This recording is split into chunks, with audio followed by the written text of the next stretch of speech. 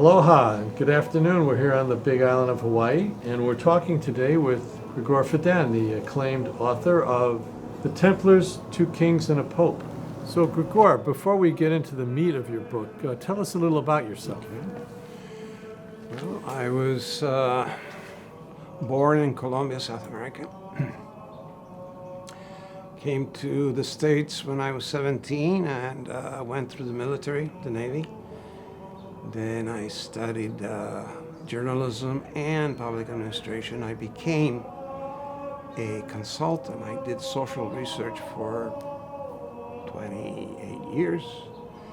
And what was it that made you interested to write about the Knights Templar?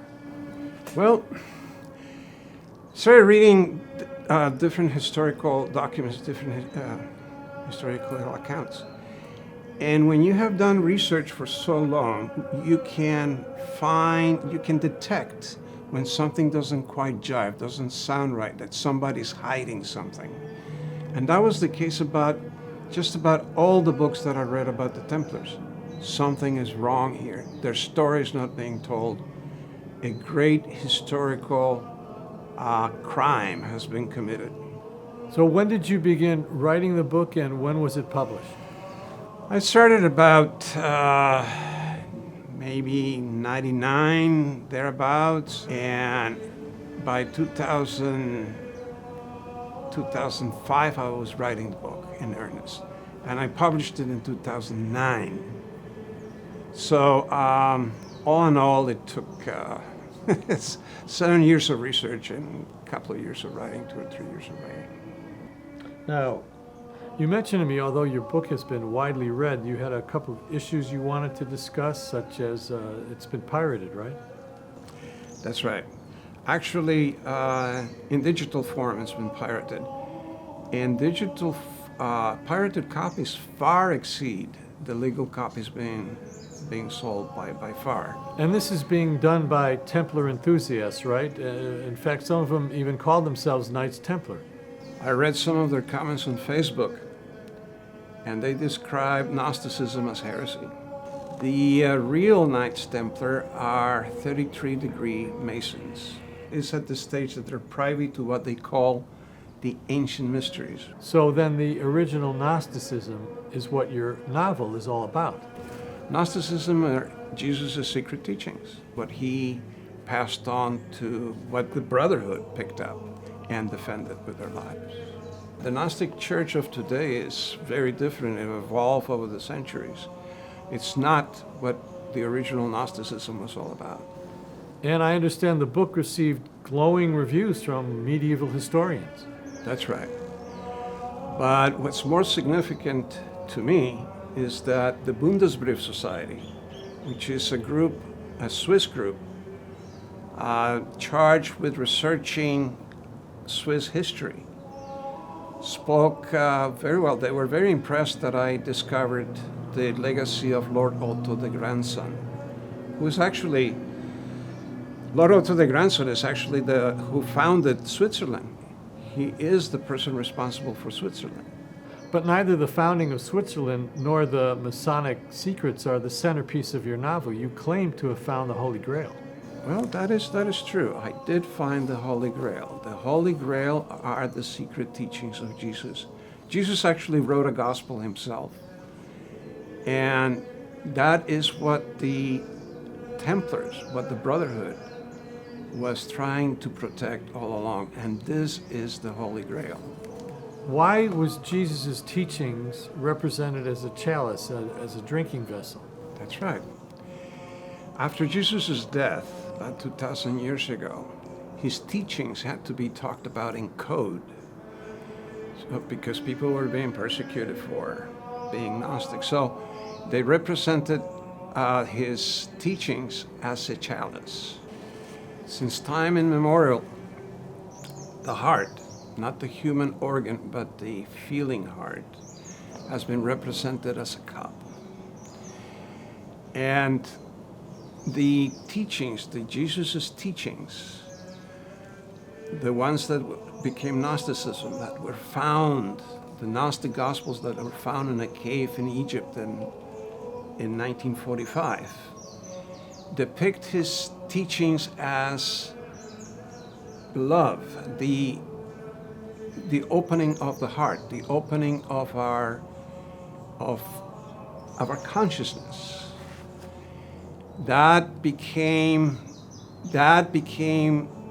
known as his depicted as his heart, Chalice. the chalice. But why did this concept need to be hidden? Why did it need protecting? Because it threatened the powers that be, the established religions at the time, not just the Christian church, but also the Judaism and Islam. Because Jesus spoke about going inside and finding God, that you don't need a church, you don't need priests. All you have to do is find God through meditation. And that became known as Gnosticism, and that was depicted as the Sacred Heart of Jesus, that this was the essence of Jesus. So what happened to Jesus' teachings? They went underground. In Islam, it became known as Sufism. In Christianity, it became mystical Christianity, and in Judaism, it became the Kabbalah. So what exactly did the Templars do? The Templars were founded by 9 Cathar knights in the year 1119, during the First Crusade. From the very beginning, they were charged with protecting the Jesus Gospel, although apparently in appearances, they were there to protect pilgrims to the Holy Land. And how do you know that? How do you know that document existed? When the 9 knights arrived in Jerusalem, the first thing they did, they started digging around the Temple Mount. And after a while, they found something. And what they found, they took back to Rome with them. And with that, they exacted incredible concessions from the Pope. So it only makes sense that this was a Jesus Gospel, something that would actually threaten the church to a large extent. In 1229, the Pope attacked the Cathars. He declared a holy war against them, and to try and take, publicly because they were committing heresy, but in actuality because they had in their possession a Jesus Gospel. And where was the original?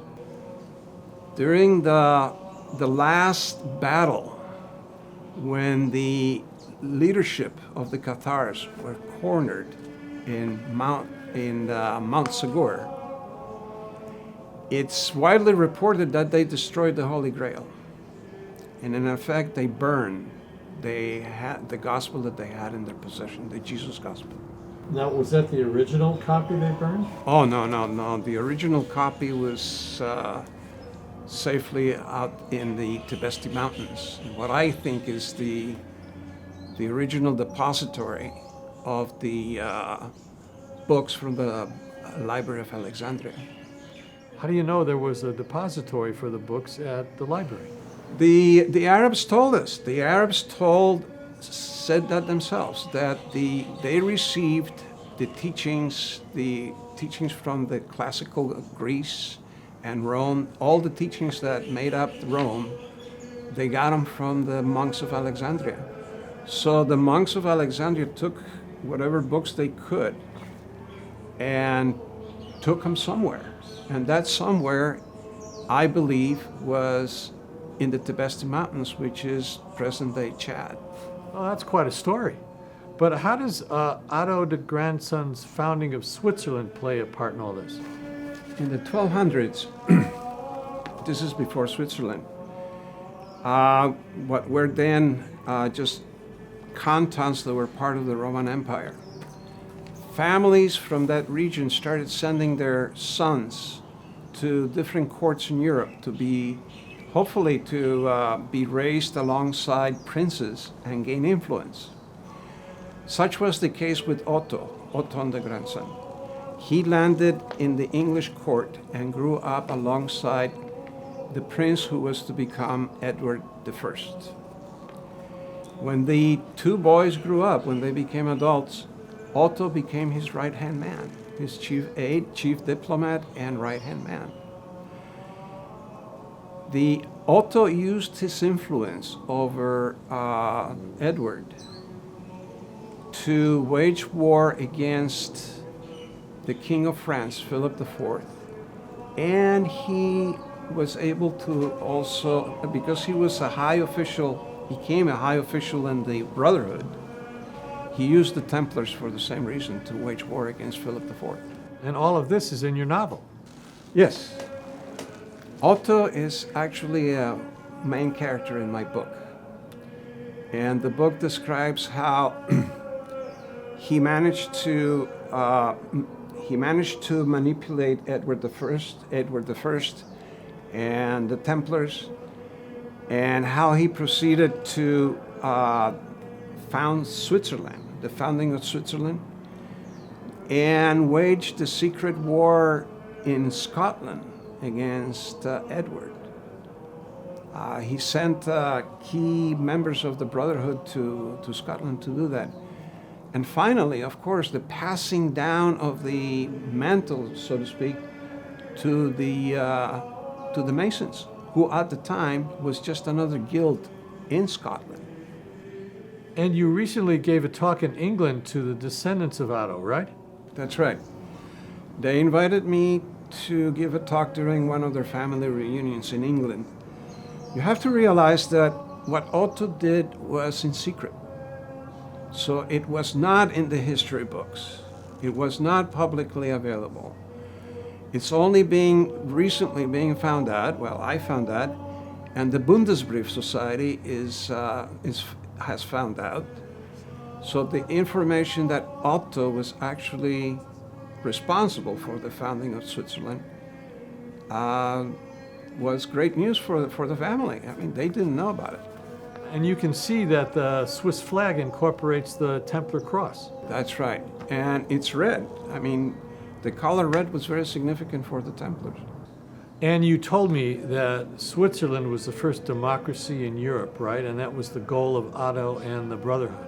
That was absolutely right. The intent was to do away with monarchy, and that was also why it was so threatening at the point for Philip IV to let something like that happen, to have a republic, a democracy start off in Europe.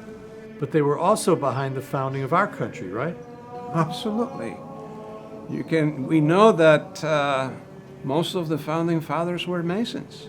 Okay, in your novel, you write about how Otto and the Brotherhood managed to neutralize Philip, helped with the Scottish independence, and apparently live on to this day. It's a fascinating story of espionage, intrigue, and assassinations on the one hand, but also of beautiful devotion. Otto managed to train the guilds in Flanders to resist the French army. And his operatives, his assassins, killed off the French ministers and Philip IV. But he also devoted his life to mysticism and meditation. So Otto was both a pragmatist and a saint. I would certainly call him that. He managed to put together an impressive army of spies and secret operatives to carry out his plan. And his plan carried out at the end, when he succeeded, it was the founding of Switzerland, and that's what he wanted. How did you discover his true identity as a master spy and a top Brotherhood operative? It was actually easy. I was able to find, just through reading the biography of Edward I, was able to find that he happened to be at the right place at the right time in every occasion. I mean, he actually was at the fall of Acre. The fall of Acre, the battle of the fall of Acre, was the decisive battle where the Arabs threw out the Christian armies out of the Holy Land. And Otto was there. I mean, you think about what is the chief diplomat of Edward I, his chief aide and diplomat, doing in Acre during a major battle. So he was directing events behind the scenes, right? And he knew what was going to happen at Acre because of his network of spies. That's right. I mean, he must have started out for his trip even before the Egyptian army started out for Acre. And you think he had the King of France assassinated? Oh, without a doubt. The official story that we get from the French monarchy is that he died of natural causes. But the information that came out almost immediately, that spread like wildfire at the time, was that he was killed when a large splinter from his lance apparently he was jousting, and a large splinter from his lance broke off and penetrated his eye. It had to go through the visor in his helmet and penetrate his eye and lodge in his brain and kill him after a few days. What do you think actually happened? Well, what people actually were talking about at the time of his death, that someone with a crossbow hidden in the trees shot a bolt and hit him in the eye. But explain again now, why did he feel the need to assassinate Philip? From the time of Philip's grandfather, the famous Saint Louis, who was King of France at the time, the French monarchy had concocted this plan for the French king at the time, Louis, and now Philip IV, to become emperor, Holy Roman Emperor. It was a crown that they felt that rightfully belonged to them, because one of their ancestors was the founder of Charlemagne was the founder of the Holy Roman Empire. What he wanted to do was conquer the Holy Land and conquer most of Europe. And how did Philip plan to become emperor? Well, he would do away with the Templars, actually have them kicked out of the Holy Land, so they would be within reach in Europe. Destroy them, get a hold of their money. He figured that they did have a lot of money.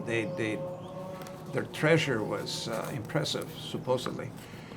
And also invade England to do away with the possible threat from Edward I. But Otto found out what he was planning to do. That Philip, yeah, that's what he got. Actually, that was the beginning of my novel. That's in the very beginning of my novel, when a spy, one of his spies, comes to him and tells Otto of Philip's plan to kickstart the plot to regain the crown of emperor. Did Philip know of the Jesus Gospels? Maybe that was another reason to go after the Templars. I would imagine so, because he had the Pope in his pocket, right? So he must have, and the Pope must have known. I mean, the Pope had to know, because it was the secret in the Vatican. So absolutely, I would think that he did. So Otto trained the textile guilds in Flanders to fight against Philip. So there was a precedent for working with guilds. So the Masons were not the first. Yeah, that was his, I think, a stroke of genius. And he learned to work with the guilds in Flanders, and then he decided to, when the Templars came to Scotland, to find another guild to pass on the secrets that they had. And what better guild than the Masons? The Masons were basically engineers. These were people who were not just literate, they were very well-learned men, very well-educated men. And he needed sophisticated men like the Masons to pass on the work of the Brotherhood. That's right. Because they were educated, not only educated, but also they were not afraid to strike out on their own. And what happened to the Jesus Gospel? Well, there is a copy buried under Roslin Chapel in Scotland, for sure. There's a vault. They discovered a vault. They know the vault is there, but they can't dig out the vault without destroying the chapel. And I am very positive that there's another copy in the Vatican. But the main thing is the teachings of Jesus survived because of the Masons? Well, not only because of the Masons, but the beautiful mystics that have practiced meditation in the Kabbalah, Sufism, and mystical Christianity. And ironically, because of a shepherd who in 1945 stumbled across what became known as the Gnostic Gospels in a cave searching for his sheep. The Gospels were not translated until the 1960s, but once translated, they shed light on Jesus' true teachings. Why do you think the teachings of Jesus are so important? I mean, the Brotherhood made it their mission to protect them. The Gnostics, they died at the stake for them. What makes them so special? They are the antidote to fundamentalism, the closing of the mind, the closing of the heart. The teachings open our heart and our minds and our consciousness, and we appreciate everything that is good. We don't, and we walk away from everything that is bad, which is racism, slavery, bigotry, war. And we strive for peace and openness and love and the following of everything that's good. The novel again is The Templars, Two Kings and a Pope. This has been great. Gregor, thank you very much. Mahalo, it's been great talking with you. Pleasure. Aloha.